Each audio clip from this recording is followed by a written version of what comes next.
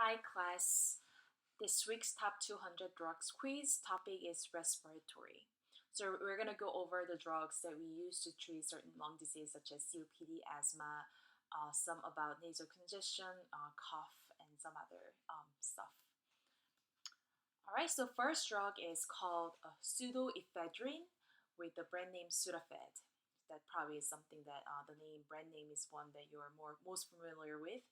So it is alpha and beta agonist. So remember, we talk about alpha and beta receptors when we talk about other drugs in class, such as alpha antagonists, alpha agonists, and probably beta blockers. So basically, what it does is, I don't want to go too in depth with pharmacology, but basically, by um, working on alpha receptor, it causes vasoconstriction or constricting vessels. And by working on beta receptor, actually specifically in the lung, it relaxes the smooth muscles in the lung, so improve the symptoms of chest congestion.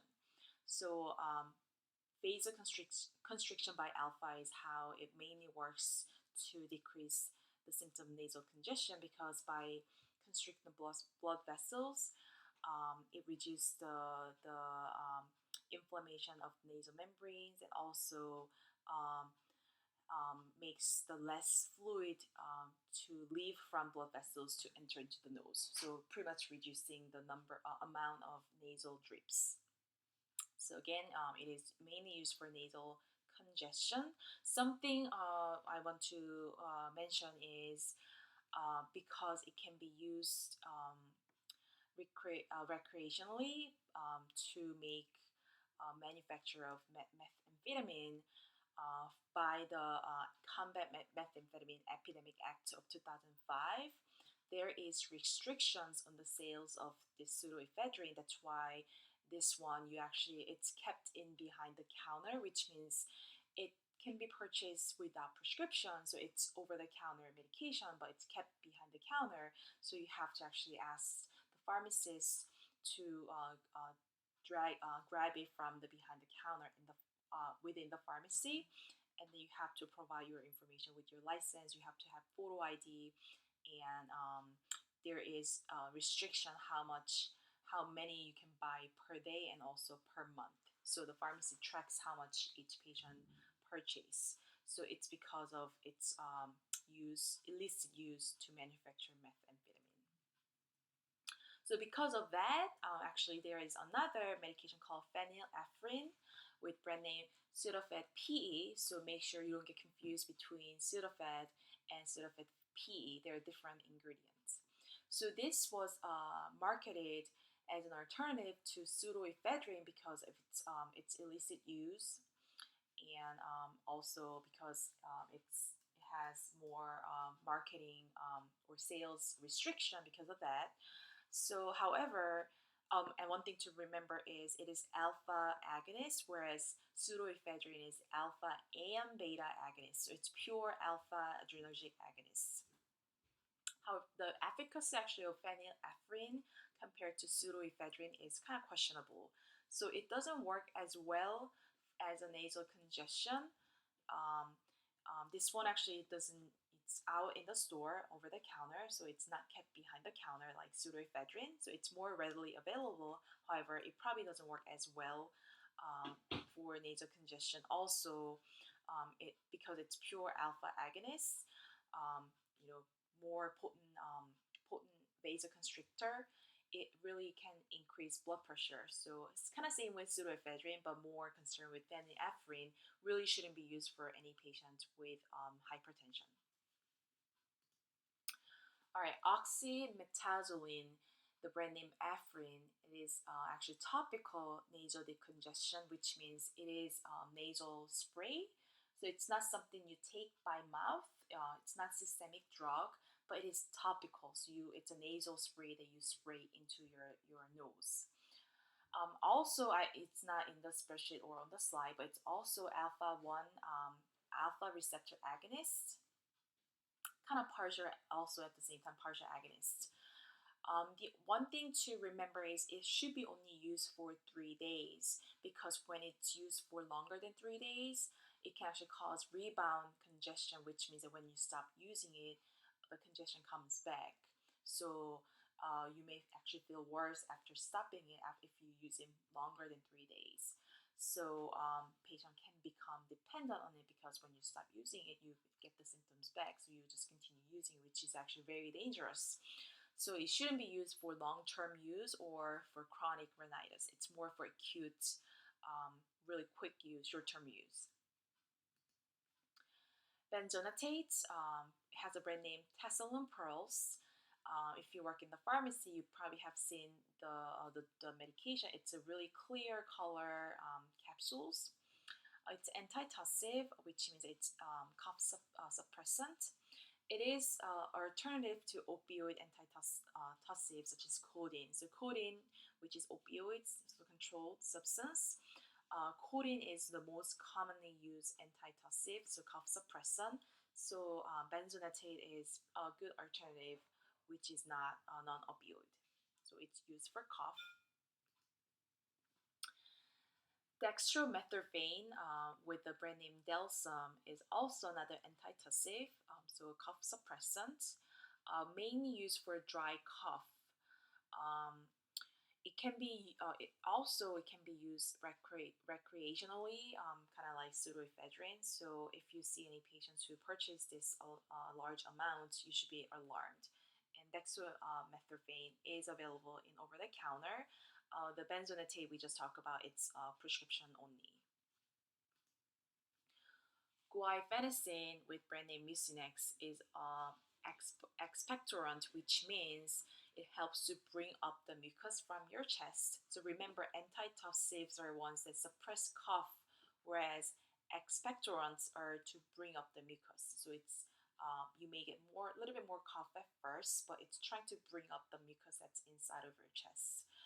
The problem with this medication is the evidence for its efficacy is kind of questionable, so it may not really work well. So you have to be mindful when we recommend this product to our patients. So it's for wet cough because it's what we use for, so not really for dry cough. Albuterol, it has actually several brand name, but the one that I put was Ventolin HFA. So HFA is kind of the way how it's delivered, and we're going to talk about it in lab, what it really means. But just remember, its class is short-acting beta-2 agonist. Remember, we keep talking about alpha and beta receptors. So beta-2, so I mentioned in the previous video that there's beta 1 and beta 2 receptors. And remember, beta 1, so there's one heart and there's two lungs. So beta 1 receptor is mainly located in heart muscles, whereas beta 2 receptors are mainly located in lungs. So this medication is specifically targeting the receptors in the lung. So by targeting those receptors, binding to those receptors as agonists, it relaxes the smooth muscles in the lungs. So it is used for bronchospasm, acute asthma exacerbation. So albuterol is actually it's called rescue inhaler or quick inhaler that all the patients with asthma should be carrying around in case they have any really event they feel shortness of breath, or when they have asthma exacerbation, they should be using this. So they should have it readily available for them. So now we're going to talk about some maintenance inhalers that the patient should be using every day, not like albuterol that they use when they need it. So fluticasone is a corticosteroid. So we talk about certain corticosteroids in last week, such as prednisone, things like that. So fluticasone is corticosteroids, but it is manufactured in inhaler form. So you're inhaling it, you're not taking it by mouth. So it has brand name Flovent, Discus, or HFA. So Discus and HFA are two different types of inhaler that we're going to actually talk about in lab. So there are two different types used for asthma. So you're basically inhaling corticosteroids to calm inflammation in the lung. So there is fluticasone combined with salmeterol. So it has brand name Advair, Discuss, or HFA, same thing. There are two different formulations. So it is a combination of inhaled corticosteroid, fluticasone, and salmeterol, which is long-acting beta-2 agonist. Remember, albuterol was short-acting beta-2 agonist that works quickly, so you're using it as a rescue inhaler, whereas salmeterol is long-acting, so it doesn't work quickly, but it's longer-acting that you can do it spaced out. So Advair, Discuss, or HFA are usually given twice daily. So it can be used for both COPD, chronic obstructive pulmonary disease, or asthma. Another product very similar to Advair is Symbicort, which is a combination of budesonide and formoterol. So budesonide is another type of corticosteroid, and formoterol is another type of long-acting beta-2 agonist. So very similar to fluticasone, they're just different combination of different ingredients manufactured by a different company. Also, same thing used for COPD and asthma. All right, tiotropium. Its brand name is Spiriva HandiHaler. We're gonna go over again in lab how to use this device. It is long-acting anticholinergic, so basically inhibiting acetylcholine action at muscarinic receptors. You don't have to remember this, but by doing that, it relaxes smooth muscles in the lung, kind of similar to uh, beta-2 agonists, but a little bit in different way of doing it. So main use is for COPD. It's really not used for asthma, but it's used for COPD. So actually, it's one of the first line agents. So most patients with COPD, they are going to be using this medication. Montelukast with brand name Singulair. It is a little bit different type of asthma medication. It's most of other drugs are all inhalers, whereas Montelukast is actually taken by mouth. It's leukotriene receptor antagonist. Apparently, it was found that leukotriene receptor, which is one of the receptor that is involved in inflammatory process that kind of affects the symptoms of asthma and allergy. So it is used for allergic rhinitis, asthma, or bronchoconstriction induced by exercise. Levofloxacin, brand name Levaquin. It is fluoroquinolone antibiotic. Do you remember that we talked about another type of fluoroquinolone antibiotic in the previous week? So it's a hint, maybe a bonus question. So it was ciprofloxacin with brand name Cipro that we talked about in the past weeks. So it is the same type of antibiotic. Comparing levofloxacin and ciprofloxacin, even though they're in the same class, there's slight different spectrum of activity, which means they cover slight different types of bacteria. So there is slightly different use for what type of infection they are used for. But levofloxacin is very commonly used for respiratory tract infections such as pneumonia. Azithromycin with brand name Zithromax. It's actually one of the new type of antibiotic we never discussed in the previous weeks. It's in the class of macrolide antibiotic. Actually, if you work in the pharmacy, you may know, but it comes in a pack called Z-Pack. So it's really commonly, you probably know just by maybe you have taken it before. The Z-Pack contains 6 tablets of azithromycin 250 milligram tablet. So usually you take first 2 tablets immediately, then take 1 tablet daily for the next 4 days. So it's a 5-day course. Used very commonly for respiratory tract infection. All right, so triamcinolone, it is a corticosteroid, but it actually is nasal spray. So I have nasal in parentheses. So other corticosteroids we talk about, they were inhalers, but this one specifically is nasal corticosteroid. Manufactured in brand name Nasacort. Actually made a typo on the Excel spreadsheet, so it's Nasacort with NASA, not NASO. So Nasacort used for allergic rhinitis. So it is a first nasal corticosteroid that became available over the counter. Actually, back in October 2013. So it's not that long ago when it became over-the-counter product. So before that time, it was only available by prescription.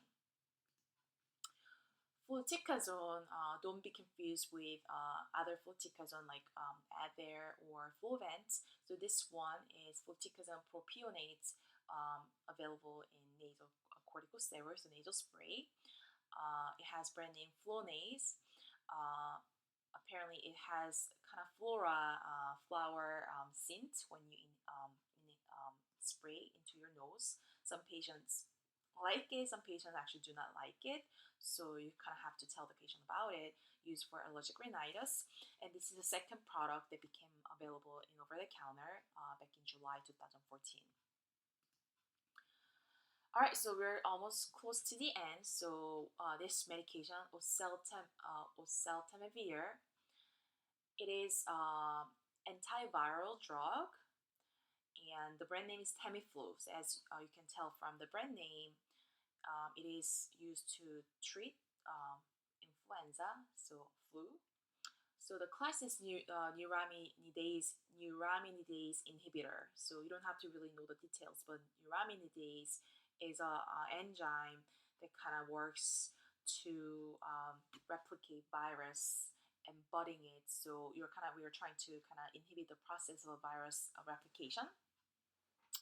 So one thing to know is this medication should be taken within 48 hours of contact with infected individual if you're using it as a prophylaxis, or if you're trying to prevent after you already get this exposed to influenza, or if you have influenza, you have to take it within 48 hours of onset of symptoms. So if you wait too long, longer than 48 hours, it really is not effective. So given the cost of the drug and how restricted when you have to start taking it, prevention by getting the vaccine, so a flu shot is preferred method over taking Tamiflu. All right, so final three drugs are all antihistamines. So diphenhydramine, Benadryl, very common drug. You should know this by it's really commonly available over-the-counter medication. It's first generation histamine H1 antagonist, used for allergy reaction, rhinitis, sneezing, occasional insomnia.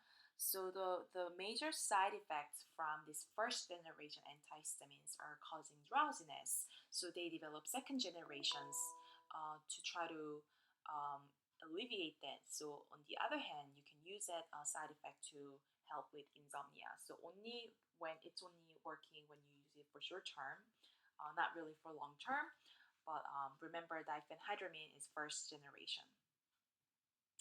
Now there is second generation, cetirizine with brand name Zyrtec. It is a second generation antihistamine used for allergies and urticaria, which is basically having skin rash or hives.